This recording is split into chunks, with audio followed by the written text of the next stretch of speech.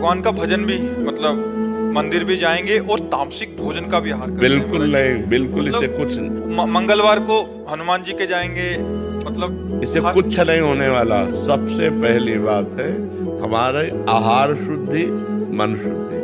देहाती भाषा में कहते हैं जैसा खाओ अन्न वैसा बने मन। देखो, अगर हम शास्त्र की आज्ञा का पालन नहीं करेंगे और मनमानी आचरण करेंगे तो नरक जाओगे।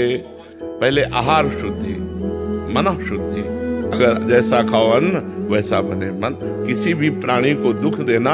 हनुमान चालीसा का भी पाठ करते हैं? ये अपनी वासनाओं की, अपनी जिह्वा को थोड़ा रोको यार। शराब पीते हो, मांस खाते हो, अंडा खाते हो, इस तरह के व्यवहार करते हो और हनुमान जी और शंकर ये ऐसे प्रसन्न हो जाएंगे, ऐसे काम बन जाएगा? कुछ नहीं बन जाएगा।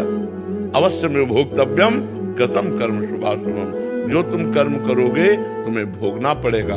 चाहे मुर्गा हो, चाहे बकरा हो, सब जीव अपने प्राण बचाना चाहते हैं। सब जीव, तुम उनको काट कर खाओगे वो भोगना पड़ेगा। कि तमोगुणी भोजन का त्याग करो, सात्विक भोजन और संयम से रहोगे तो तुम में जो बल आएगा वो एक महान पवित्र बल होगा।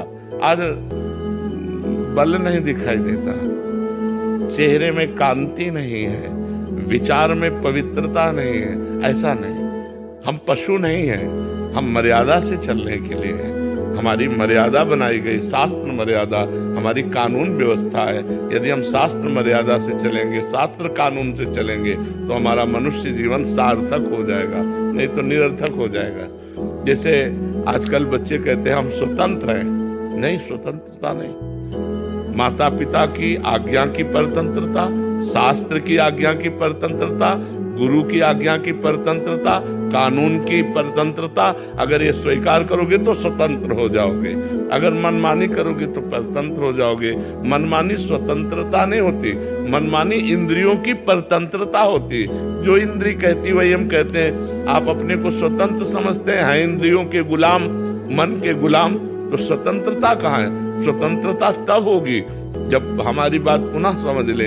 शास्त्र आज्ञा के अधीन चलोगे, गुरु के अधीन चलोगे, संतों की वाणी के अधीन चलोगे, भगवान शास्त्र और संतों के रूप में विराजमान है, तो आप स्वतंत्र हो जाओगे, माया मुक्त हो जाओगे। तो आचरण और भोजन, ये दो का बहुत बड़ा योग है। अगर हमारा भोजन ठीक तो हमारे आचरण ठीक होंगे, हमारे आचरण ठीक तो हम भगवान को प्रसन्न कर सकते हैं।